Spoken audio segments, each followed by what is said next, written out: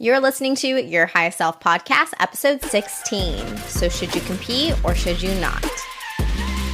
Hey guys, welcome back to the show. My name is Shanae and I'm your host. Thank you so much for taking the time to invest in yourself and doing it with me today. I'm super excited to have you here. If you're new to the show, welcome. In this show, we talk about holistic solutions for your fitness, nutrition, and mindset.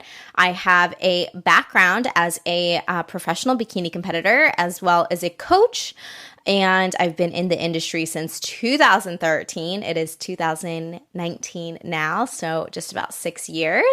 And my background really is that of I've done a lot of dieting in my life. I competed in a lot of shows. And this podcast is my way of empowering you with holistic solutions for your fitness, nutrition, and mindset so that you can stop dieting, so that you can become your highest self internally and externally, and really my learning lessons along the way. So today's episode is highly requested. I've been having a lot of conversations in the DMs the last 2 months or so with people about competing and whether they should compete or whether they should not. And I've turned a lot of you guys away as clients, and I know a lot of people are like confused. And so I thought I would create this episode to help you determine if you should compete and if you shouldn't compete, and then what are my personal opinions on competing, because I did used to compete very actively. I did my last show in 2017, and since then I have been coaching others, but because I have the opportunity of having both points of view, right? Like I was a competitor and now I am a coach, I'm able to see all sides of it, and I want to give you as unbiased as possible of my opinion on the state of the industry and just kind of like where my head is at with all of it. So I hope you enjoy this episode. And if you do, don't forget to subscribe and download a few and leave a rating and review if you feel so called to share stuff that you've learned to help other women who are on the same journey as you, working on their mindset, working on their nutrition and fitness so that they can be their highest selves and no longer a victim to all of that stuff. All right. So before we get started, I thought it would actually be a good idea to give you just a snippet of my story so that you can see why my opinions are a certain way. And before we get started, I want to always remind you to put on your own filter. So just because I say something doesn't mean that I know everything, and it's important to know that what I'm about to tell you is from my own experiences, my fears, my beliefs, and so it's with my filter. So to just give you kind of a quick background, I started competing in 2013. I've done 6 shows total, so 2013 to 2017. I won my first show and I got my pro card, and the prep for that show was I want to use the word traumatic. So my coach at the time was one of those coaches that just gave you a meal plan. It wasn't very customized and it was extremely low calories. I ate off a list of 10 foods. I didn't eat fruit. I barely ate any healthy fats. I just had a tablespoon of 369 omega fish oil 2 times a day. So it was extremely restrictive. And during that prep, I actually developed disordered eating patterns. After the first 3 months, the food was just so little. I lost so much weight so fast. And then I was still 3 months out from my show. My coach said, oh, we reward girls who stick to their program. And that kind of just opened up the dopamine center in my brain. And I was like, ooh, I can eat now, because I had been so restrictive and so strict.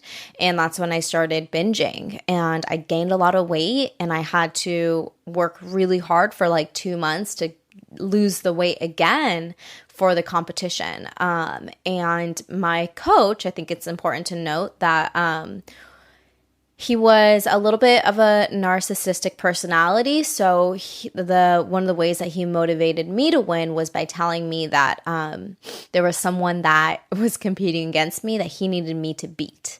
And so I am half Japanese, half Mexican, and I was also in the Young Marines growing up. My mom is super Asian, super Japanese, the way that she raised me. So I'm very obedient and very loyal. Like, I'm a great student. So if you tell me to do something, I'm going to do it. So when he was like, you need to win, I mean, I took that to heart and I felt like I really needed to do this.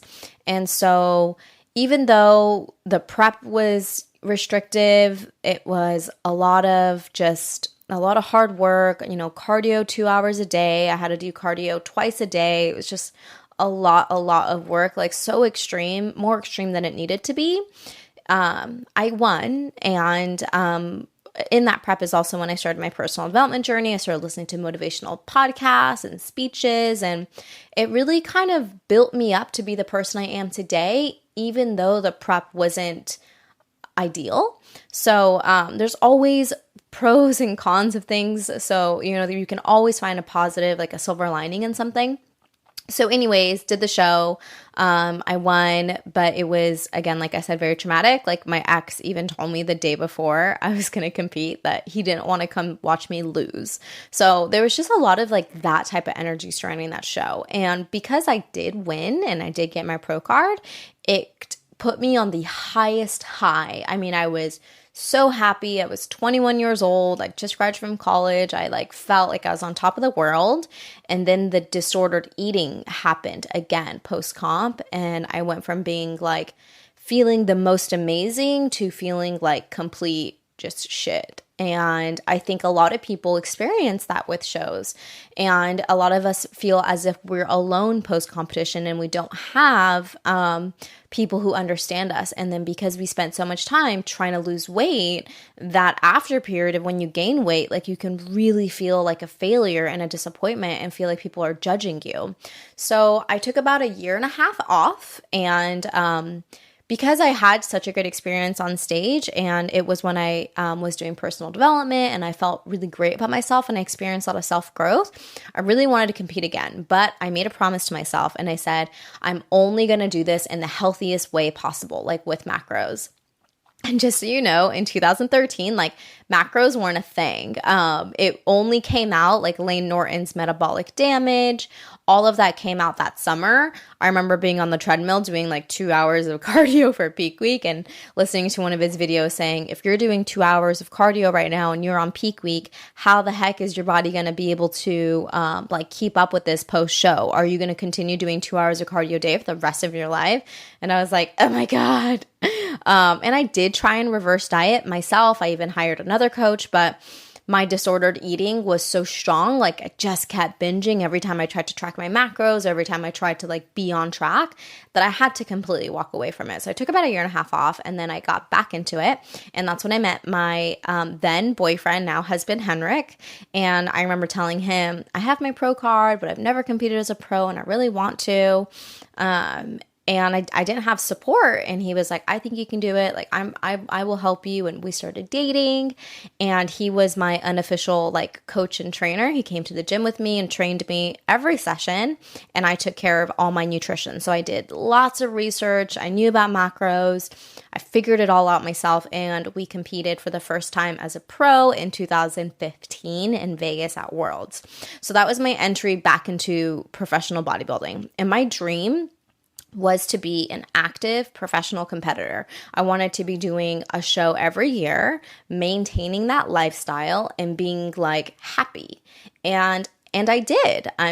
I did too many shows, hindsight. So in 2015 to 2017, I did 5 shows, and I just kept doing one after the other. And at the time, I had the support, I had the financial stability, I was able to. I eventually did hire 2 different coaches, the first one being really great, and then the second one being not so great. I actually had to fire him 6 weeks out from my show because my body wasn't making as much progress as it could have been. And he threw 90 minutes of cardio at me every single day, sometimes even twice a day. And that's when I was like, you know what? I've already done this once.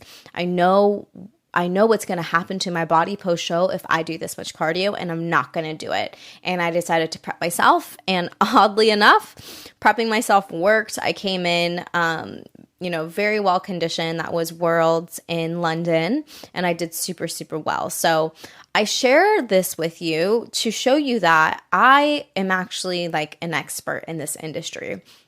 I've competed myself. I've prepped myself. I've placed top 2 in pro shows. I have been there. So I'm coming at this from experience, not just like a random person off the street. And then starting in 2017, I started coaching competitors. I took all the knowledge that I built competing myself and I put it into my clients, and still learning on the side. What is the most optimal way for fat loss? What is the optimal amount of cardio to give someone? Like, macros or meal plans. I mean, I did all the research, I did all the stuff, and my clients have done extremely well. Many of them have won their pro cards and first place. Most of all of them have placed top 3. And so it's like I have all this experience doing it and also seeing it.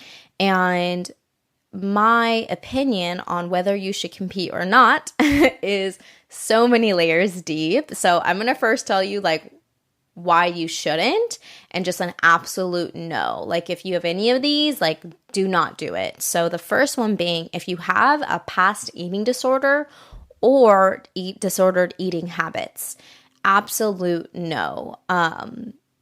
I had a client once who did have a past eating disorder and disordered eating habits, and I thought that I would be able to help her prep in the healthiest way possible with no negative implications. And I did my best. And I learned with her, if you have that, you shouldn't compete. No matter how hard I tried, no matter how much support I gave her, she still inevitably binged, during prep and post-comp as well. So we did such a great job at really getting her back to a normal place of eating. And then when prep started getting into play and it was 12 weeks out, 10 weeks out, and that pressure was building, it came back. And so it's just not worth it. It will exasperate any disordered eating habits you have. And if you have any food issues, it's just not worth it. Number 2, you should not compete if you're doing it to lose weight and get in shape. If you've never exercised in your life, if you have 20, 30 pounds to lose, do not do a show to get in shape, because the lifestyle that is required of you, the extreme detail, the extreme commitment to do a competition prep is 100 times more than if you were just wanting to have a healthy lifestyle and lose weight as a byproduct of your new healthy lifestyle. It's just off the charts. So if you see anyone, I especially get really, really annoyed when I see influencers who are competing, pretend like they're just doing a healthy lifestyle shred or cut. It just is not the same. If you're doing a competition prep, it is not the same as losing weight in a healthy way. So if that's why you're doing a show, don't do a show. Just lose weight to lose weight. Do not commit to a show. It's really going to screw you up, and you are going to have a really hard time post-competition getting back to normal, because guess what? You're probably going to have to gain a little bit of weight after the show. Even if you didn't come in as lean as you wanted to, that the cardio and the macros that it took to get you there, you're pushing your body to a deadline, to one date, that push that you have to do, there is going to be a rebound. It's not going to be a huge rebound, but you do have to gain weight initially. It's going to happen. And that's going to be really hard for you to get your mind around and that's also what creates that rebound effect of binging, because you get so down on yourself that you just start to emotionally eat. So do not do it if you're doing it to get in shape. Do a photo shoot, do something else that's not extreme and restrictive. And more than anything, I would really recommend to not put a deadline on yourself. Number 3, I have 4, is if you're not financially stable. Money is one of those topics that people don't like to talk about, but competing is expensive. Ask anybody who competes, especially in the WBFF. The bikinis are upwards of $1,000. Registration is $400. Your tanning and makeup comes out to $300 or $400. Not to include your coach, a posing coach, your hotel, your travel. It all adds up. It is so expensive. And I've won money as a pro because I got second. It covers my bikini. That's about it. So don't expect to win. If you're in the WBFF, don't expect to win your everything back or have competing be paid for. I mean, unless you're having everything sponsored, but that's a whole nother story. So the other part of being financially stable is hiring a good coach. If you can't hire a good coach and you go for the cheapest person because you just don't have the funds, don't do it. Like, wait, like put money aside, wait until you can actually really invest in someone who's going to support you. I've had, and sometimes even the really expensive coaches, like they're not going to be as emotionally supportive as you might need. And so do your research. Look for a very good coach and someone who's not going to ghost you on peak week or show day, someone who is going to respond to your emails, who's going to reassure you, who's actually going to answer your questions instead of just responding and being like, you look great, no changes, like one-liners. So it's really important that you are able to trust your coach and that you are able to invest in one that you feel really, really comfortable with, because that relationship is going to either make you or break you. Okay. And then the last reason is absolute no is if you don't have support, and this is kind of a tricky one because support can either mean from a team or a family. Like you can either have support from your family and that will really help you a lot. But if you have no support or if you have people who are pulling you down, it's going to be much harder. Same with the team. So if you don't have a family support and you don't have a team support and you're just doing this by yourself and you're kind of winging it, then I don't recommend you compete, because if you don't have that support, what happens is that you don't actually come to the show prepared. And then that makes you feel badly, because I've seen it happen. I've been to a lot of shows. And then if you didn't do as well as you wanted to or thought you could have, then that post-competition period, you're very vulnerable, and having no support can be really, really hard on you. So my first show, I didn't really have support of a family. I mean, my parents didn't financially support me, and they never said anything bad, so they weren't like negative towards me, but they weren't at my show. They weren't like supporting me and calling me and checking in on me. And then I also did not have support of my ex. He was actually very, very negative, but I did have support of a team. So I had really great team members on my team. Shout out to Carrie. We texted all the time. Like when I needed support, when I was feeling low, I could reach out to her. We motivated each other. So it was really, really helpful.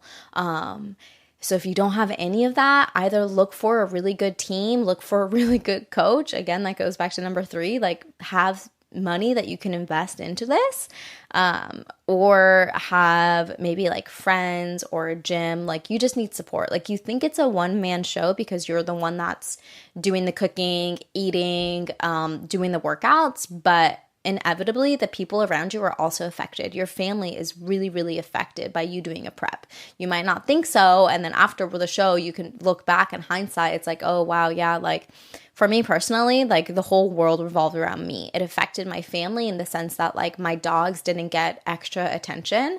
On the weekends now, they go on really long walks, we go on hikes, but during prep, like none of that was possible because I had to be at the gym almost every day. I had to do posing practice and I was exhausted. So those are just some reasons why I don't think you should compete, but they're kind of like the biggest reasons why. Other things that go into that is like your personality. If you're super type A, you're super controlling, you're a little bit OCD, your prep could negatively affect you. You could take it too far. You could be a little bit too hard on yourself. Like I met one girl who did have a really OCD controlling personality, and she had a really great coach. She had really great support, but she went so extreme and didn't tell her coach about the negative feelings that she was having, like feeling dizzy, feeling sick. And she actually had to not compete. I think 2 or 3 weeks out from the show, she had to pull out because her doctor was like, your body is shutting down. Do you need to stop this right now or you will die?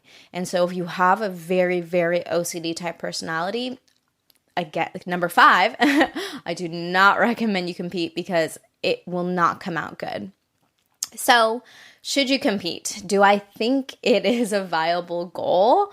My answer used to be a resounding yes. I used to say that if you had a really good support, you had a really good coach, you don't have a past eating disorder, then yes, it is a viable goal. But since I have now been coaching for 2 years and I've had a lot of clients win pro cards, I've seen just the different array of personality types go through shows?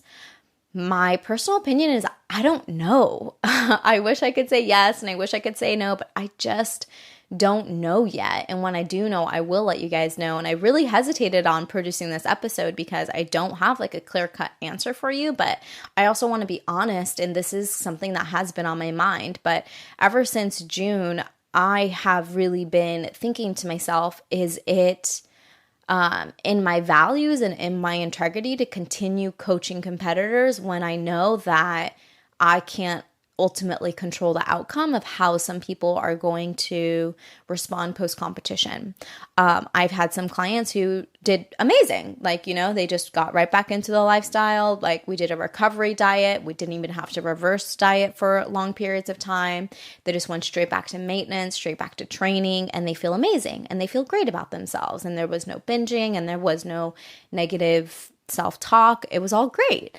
And then I had some clients who really struggled afterwards. Even people who I didn't think were going to struggle have been struggling. And so at the end of the day, my mission and my purpose is to help women, help you with food freedom, positive body image, a positive mindset, and having a lifestyle that supports you and feel amazing about yourself. And because that is my mission and my purpose, I don't want to be a part of the problem. And so that's why I'm really struggling with if I really think competing is a viable goal. And that's why I've turned a lot of you guys away recently. I've had a lot of inquiries and reaching out because I do have success in coaching, a lot of success as in a lot of my clients do well. They do well. They achieve amazing mindsets in the process. They love themselves. It's an empowerment thing for them. And a lot of them win. A lot of them get their pro cards. But so I've really been struggling with if I want to continue coaching. As of now, I am continuing to coach the clients I do have. I'm just not accepting any new people. I'll probably, for right now, at the time of this recording, it's just going to be on referral basis only. And I'm really going to vet the people. So, but, even if you're not using me as a coach, you won't be using me as a coach most likely, but I just wanted to produce this episode to give you like my personal opinion because I have been doing this for so many years and I do have a lot of like credibility and authority in this field. And so the only resounding yes I have if like you want to compete is like if you've got the lifestyle down, if like you naturally always work out, you don't have any weird disordered eating habits or a past eating disorder, you're not super OCD, you have a healthy mindset, you have the means of being able to invest in a coach who is going to provide you not only with a nutrition program and a training program, but emotional support and life coaching, which is what I do for my clients. I'm very emotionally available for them and I provide life coaching so that we are really navigating those little nuances through prep. So when they're starting to get very like down on themselves or too hyper focused, I always reel them back in. I always remind them what's important to them. Like if you can't invest in a coach who's going to do that, then it's not the best idea. Or even just having like a therapist on hand. But you know what? At the end of the day, it's up to you. I'm not here to tell you what you should or should not do. My job always is just to be a sounding board, to tell you different perspectives, give you different ways to look at a situation, give you my honest personal experiences, my beliefs, my experiences, my fears, so that you can then make that own decision for yourself. So, I put it into your hands and you can take it from here.